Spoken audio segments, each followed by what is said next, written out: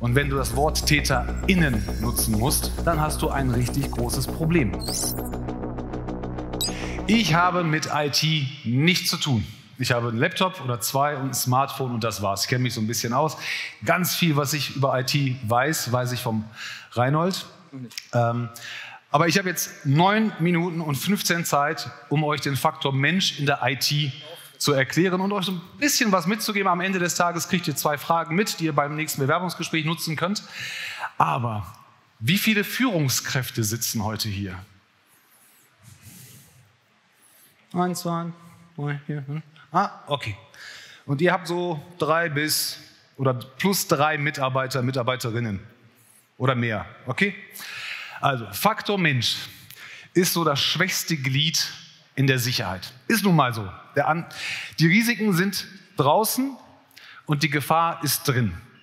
Den ganzen Tag haben wir heute darüber gehört, was Phishing ist, was Malware ist, was Passwortmanager wichtig ist. Alles richtig gut.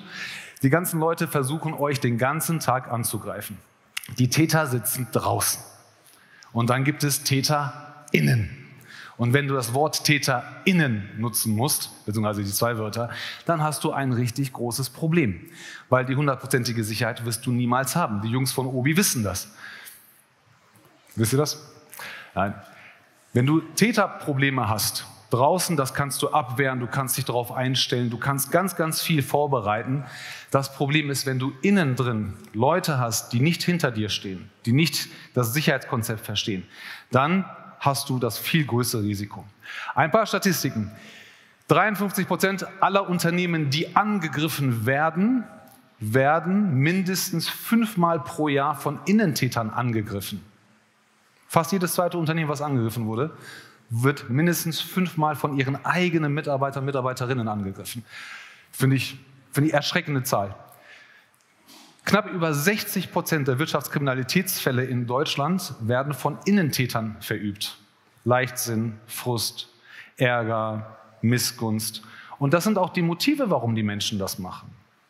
Das Problem ist, alle hier, die wir hier sind, wir haben alle Mitarbeiterinnen und Mitarbeiter. Und wir vergessen manchmal, dass das Menschen sind, weil wir das Risiko draußen immer im Fokus haben. Wehrt ab, seid vorsichtig, Awareness, alles ganz, ganz wichtig. Wenn man eine IT-Bude ist, dann hat man einen ganz hohen Level an Awareness. Wenn man aber Obi ist oder hier Personaldienstleister, dann ist der Fokus, das Geschäftsmodell nicht IT. Das gehört dazu. Das ist ein Teil von dem, wie wir hier arbeiten können und müssen. Das heißt, wir sind so sehr mit dem Fokus draußen beschäftigt, dass wir vergessen, dass die Risiken bei uns schlummern. Und das fängt an mit, wer hat eine Beförderung gehabt in den letzten paar Monaten? Irgendeiner hier, der eine Beförderung hatte? Sie. Oder du. Wahrscheinlich, großes Unternehmen, wie viele Mitarbeiter habt ihr ungefähr? Knapp 300. Ich wette mit dir, es gibt mindestens eine weitere Person, die gesagt hat, den Job wollte ich haben. Irgendeiner bei dir im Unternehmen ist so. Irgendeiner bei dir im Unternehmen ist frustriert, kann dich nicht leiden, fühlt sich übergangen und sagt, ich räche mich, weil ich definiere, dass ich es verdient hatte. Und du bist ja bei weitem nicht so gut wie ich. Ganz subjektiv. Du hast den Job verdient, hoffentlich wirst du erfolgreich und noch 3-mal befördert. Aber irgendeiner ist frustriert. Jetzt ist die Führungskraft in der Rolle, hinzugehen und diesen Menschen aufzufangen. Wenn er es weiß, ist es ganz gut. Ich habe irgendwann mal gesagt, dass 90% der Führungskräfte in Deutschland keine Ahnung von Führung haben. Habe mir nicht immer unbedingt Freunde damit gemacht, aber es ist so. Die meisten Führungskräfte haben einfach keine Ahnung von Führung. Wir alle kommen meistens auf diese Position, weil wir operativ gut sind. Der IT-Leiter von Obi hat wahrscheinlich ein tolles Wissen, ist wahrscheinlich auch ein cooler Typ oder coole Dame, weiß ich nicht. Und hier sitzen auch coole Leute, hier sind auch Anwälte. Die meisten Führungskräfte kommen auf den Job, weil sie fachlich gut sind, operativ gut sind. Kein Mensch hat euch gefragt, ob ihr führen wollt. Kein Mensch hat euch einem Test unterzogen, ob ihr Menschen führen könnt. Führungskräfte brauchen definitiv 2 Sachen im Leben. Empathie, emotionale Intelligenz. Liegt sehr nah beieinander, ist aber so ein Unterschied. Empathie ist, ich kann mir vorstellen, wie es dir geht. Wenn ich mit dir spreche und ich bekomme so komische Vibes und ich merke, du bist vielleicht nicht beim Thema, dann nerv ich dich vielleicht heute nicht mit einer Dringlichkeit. Dann gehe ich woanders hin. Emotionale Intelligenz ist, mich genau in deine Position zu versetzen, aber auch meine Emotionen zu transferieren und dem anderen zu sagen, hey, ich fühle mich gerade so, ich bringe das gerade in meiner Stimme rüber, in meiner Wortwahl und ich mache das so lange, bis du mich verstehst. Umgekehrt geht das aber auch. Wenn du Empathie hast und emotionale Intelligenz, dann verstehst du Menschen. Und deine wichtigste Rolle als Führungskraft ist es, Menschen zu fragen, wie es ihnen geht und was du ihnen anbieten kannst, damit sie ihren Job noch besser machen. Und wenn du an Innentäter denkst, dann ist das deine Aufgabe als Führungskraft, das zu vermeiden. Missgunst, Neid, Frust, Langeweile, Perspektivlosigkeit im Job ist mit 41% die höchsten Gründe, warum Menschen zu Innentätern werden. Ihnen fehlt ein bestimmtes Persönlichkeitsmerkmal. Ungefähr 15% haben religiöse oder politische Ansichten, da könnt ihr sowieso nichts gegen machen. Ihr werdet wahrscheinlich in der falschen Partei sein. Dann gibt es Manipulation und Opfer von Social Engineering. Wir hatten heute Leute von der Polizei hier, die wissen, wie das Ganze geht, die haben damit zu tun. Und dann ist es eigentlich nur noch Rachegefühl. Ich möchte mich rächen, weil ich irgendwie dem Unternehmen wehtun möchte, weil ich etwas nicht bekommen habe. Das Persönlichkeitsmerkmal, was Innentätern fehlt, beziehungsweise wie ihr euch schützen könnt ihr mal ein paar Soft Skills nennen, von denen ihr glaubt, dass das wichtig ist, um Innentäter zu vermeiden? Einfach mal so ein paar Soft Skills nennen oder Eigenschaften nennen, von denen ihr glaubt, dass Innentäter das nicht haben.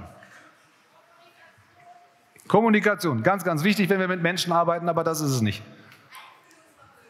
Auch ganz wichtig, ist es nicht. Ein drittes? Frustrationstoleranz, auch ein sehr schönes, typisch deutsches Wort. Bitte? Knapp. Integrität. Integrität. Man kann im Bewerbungsverfahren Integrität herausarbeiten. Nicht zu 100%, aber Integrität ist die Fähigkeit, zwischen richtig und falsch zu unterscheiden, das Richtige zu tun, auch wenn es mich persönlich betrifft und ich Konsequenzen davon trage. Und mit Blick auf die Uhr, es gibt verhaltensbezogene Fragen, das sind die besten Fragen, die man in einem Bewerbungsgespräch stellen kann. Versucht euch eine Situation vorzustellen, die in eurem Unternehmen passieren kann, passieren wird und fragt damit euren Bewerber, eure Bewerberin. Integrative Fragen zur Integrität können lauten, erzählen Sie mir von einem Dilemma, von einem Riesenfehler, der Ihnen passiert ist. Wie sind Sie damit umgegangen? Ihr könnt immer wieder nachhaken. Habt ihr den Fehler zugegeben? Habt ihr das gemeldet? Wann habt ihr das gemeldet? Und so weiter. Dann kriegt ihr schon mal ein gutes Gefühl dafür, wie die Leute reagieren. Zweite Frage, wie gehst du damit um, wenn deine Führungskraft, dein Chef, deine Chefin von dir etwas verlangt, was eigentlich nicht rechtens ist oder was nicht mit deinem Wertekompass übereinstimmt? Das ist eine Frage, die zielt auf Manipulationsfähigkeit aus und ihr könnt damit herausfinden, kann man diesen Menschen lenken oder nicht. Und die dritte Frage ist eigentlich eine ganz offene, dass man sagt, was bedeutet für dich Integrität? Menschen mit hoher Integrität werden, wenn ihr nicht im Raum seid und wenn sie abends nach Hause gehen oder den Laptop runterfahren, immer daran denken, ich muss hier was für mein Unternehmen tun, ich muss die Leute hier beschützen. Und ganz kurze Geschichte, ich habe mal das Dümmste gemacht, was man machen kann, um Integrität zu beweisen. Ich bin heute nicht in der Lage, an zwei Menschen vorbeizulaufen, die sich streiten. Wenn ich weiß, wer der Schwächere ist, wenn ich weiß, dass einer runtergemacht wird, kann ich nicht daran vorbeilaufen. Und ich hatte mal eine etwas größere Schlägerei beobachtet, wo es ein paar mehr Jungs gegen einen einzigen hingegangen sind, haben ihn eingekreist. Und da bin ich ganz dumm hingegangen und habe mich da hingestellt. Da haben sie gesagt, was machst du hier? Da habe ich gesagt, ihr seid doch zu 10. Gegen einen ist das nicht fair. Aber jetzt seid ihr 10 gegen 2. Das ist das Dümmste, was ich in meinem Leben gemacht habe. Aber das ist Integrität. Sich hinzustellen, auch wenn man weiß, dass es Konsequenzen für jemanden hat. Und Menschen mit Integrität machen den Laptop aus, fragen einmal mehr nach, soll ich draufklicken, hören einmal genauer hin, wenn ein Anruf kommt, der nicht kommen sollte. Und das Wichtigste für euch ist, diesen Menschen die Wertschätzung zu geben und jeden Tag, wirklich jeden Tag ihnen die Wertschätzung zu geben und zu sagen, ich bin froh, dass du da bist, wir gehen gemeinsam durch dick und dünn und wenn du auch mal perspektivlos bist in deinem Unternehmen, meine Tür ist immer offen. Das ist das Einzige, was ihr machen müsst. Nehmt die 3 Fragen mit und merkt euch, dass ihr die Menschen wertschätzen sollt in den Momenten, wo sie es vielleicht gar nicht erwarten und auf die Art und Weise so natürlich wie möglich, wie sie es von zu Hause kennen. Das war's.